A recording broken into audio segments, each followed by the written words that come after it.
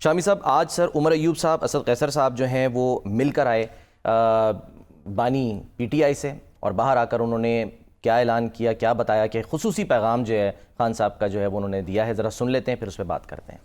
خان کی پکار، عوام کی للکار۔ یہ تو وہ یہ کہہ رہے ہیں کہ جلسہ کریں گے ہم 5 اگست کو، جی ہاں، 4 بجے ثوابی میں کریں گے۔ ثوابی میں کریں گے۔ علی امین گنڈا پور صاحب اس کو جو ہے وہ میزبانی کریں اس گے۔ میں کیا آپ کو کیا اعتراض ہے؟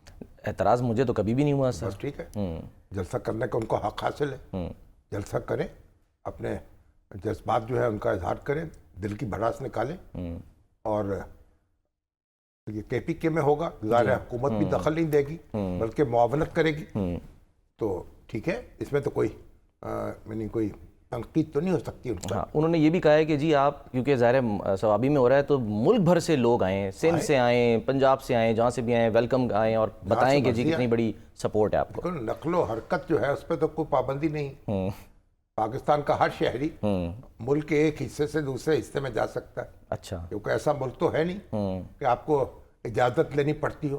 کمیونسٹ ملکوں میں ایسا ہوتا تھا کہ اجازت لینی پڑتی تھی موومنٹ کے لیے، کہ یعنی جو ہمارے ایسٹرن یورپ میں، سوویت یونین میں، مشرقی جرمنی میں آپ درخواست دیتے تھے کہ جناب میں یعنی مثلا ساہیوال سے اچھا، اوکاڑا جانا چاہتا ہوں، اس کے لیے بھی اجازت؟ اوکاڑے سے لاہور جانا چاہتا ہوں، اچھا، لاہور سے ملتان جانا چاہتا ہوں، اور فلاں وقت میں جاؤں گا تو اجازت دے دی جائے۔ اچھا اور چین میں تو میں جو گیا تھا ایک بار، تو اس وقت بہت پرانی بات ہے، اچھا یعنی 40 سال پہلے، 38 سال پہلے کی بات ہے، اچھا اچھا تو جو ریلوے اسٹیشن تھے وہ سنسان ہوتے تھے۔ اچھا، میں نے پوچھا بھئی یہ ریلوے اسٹیشن پہ رش کے نہیں ہوتا؟ انہوں نے کہا یہاں وہی لوگ آتے ہیں جن کی سیٹیں ریزرو ہوتی ہیں، فالتو لوگ نہیں آتے، فالتو لوگ نہیں آتے۔ کچھ چھوڑنے نہیں پہلے آتے۔ آپ چھٹی لیں گے، اچھا، چھٹی کی درخواست دیں گے، جب چھٹی کی درخواست منظور ہو جائے گی پھر اس کے بعد سیٹ ریزرو کرانے کے لیے آئیں گے، جب سیٹ ریزرو ہو جائے گی پھر آپ سفر کریں گے۔ صحیح۔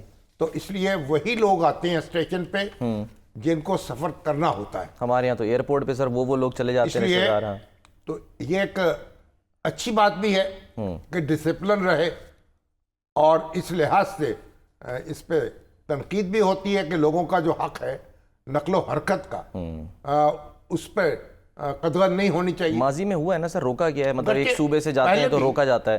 جب آپ جو شہر ہوتے تھے ہمارے برسوں پہلے، شہروں کی دیواریں ہوتی تھیں، ان کے گرد دروازے ہوتے تھے۔ اب لاہور شہر کو دیکھ لینا، اس کے گرد فصیل تھی، دروازے ہیں، تو جب شام کے وقت دروازے بند ہو جاتے تھے، جو باہر سے آتا تھا کوئی، اس کو پھر اس کا نام نوٹ کیا جاتا تھا، اچھا، اور اس کے بعد اس کو داخلے کی اجازت ملتی تھی۔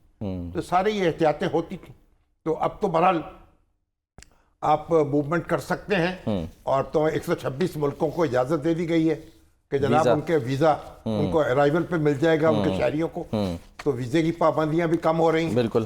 اب یہ دوسری بات ہے کہ وہ متحدہ عرب امارات اور والے کہہ رہے ہیں کہ جو 50% پاکستان جو کرائم ہوتا ہے نا وہاں، پاکستانی، وہ پاکستانی کرتے ہیں، اور پھر ان کو سزائیں ملتی ہیں، اور کتنے ہیں جن کو عمر قید کی سزائیں ملی ہیں پاکستان کے اداروں کے خلاف۔ ہاں جی، وہاں بیٹھ کر کمپین چلاتے ہیں، تو ان کو 10 سال قید کی سزا ملی ہے، کسی کو عمر قید کی ملی ہے، ڈیپورٹ بھی کیا گیا کئیوں اور کو، ڈیپورٹ بھی کیا گیا ہے۔ اور پھر یہ ہے کہ وہاں ٹک ٹاک بناتے ہیں یہ پاکستانی، بغیر اجازت۔ بعض لوگ ایسے بغیر اجازت خواتین کی تصویریں بنا لیتے ہیں، اور پھر ان کو ٹک ٹاک کے اوپر ان کو کیا کہہ رہے نشر کر دیتے ہیں، اپلوڈ کر دیتے ہیں، اپلوڈ کر دیتے ہیں، پوسٹ کر دیتے تو پھر اب، اور سعودی عرب بھی کہہ رہا ہے، یہ اعداد و شمار ہے جو ہماری وزارتیں جو ہے نا سمندر پر، سمندر، اس نے خود بتائے، اور سعودی عرب والے کہہ رہے ہیں بھئی اپنے یہاں، ہمارے یہاں بیمار لوگوں کو نہ بھیجیں، ہمارے یہاں بھکاریوں کو نہ بھیجیں، جو جاتے ہیں بڑی تعداد میں، نا ہمارے یہاں انسکلڈ لوگوں کو نہ بھیجیں۔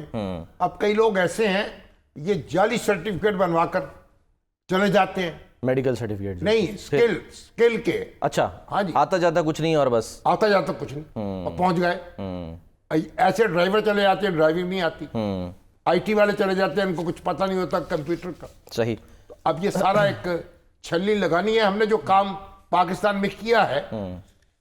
آپ دیکھیں 2% سے کم ہم اپنی جی ڈی پی کا تعلیم پر خرچ کرتے ہیں, اور صوبے اور مرکز ملا کر ہمارے محی الدین وانی صاحب ہیں سیکرٹری ایجوکیشن اچھا وفاقی حکومت کے, بڑے دھڑلے کے افسر ہیں, اچھا اور اب وہاں گلگت بلتستان کے چیف سیکرٹری تھے, تو تعلیم کے میدان میں اور سماجی شعبے میں بہت کام کیا انہوں نے, بہت کام کیا. اچھا. اب آپ اسلام آباد میں آئے ہیں, وہاں بھی لگے ہوئے ہیں, مفت کھانا دے رہے ہیں بچوں کو, اور ان کو ایکسپرٹ بنا رہے ہیں, آئی ٹی کی تعلیم.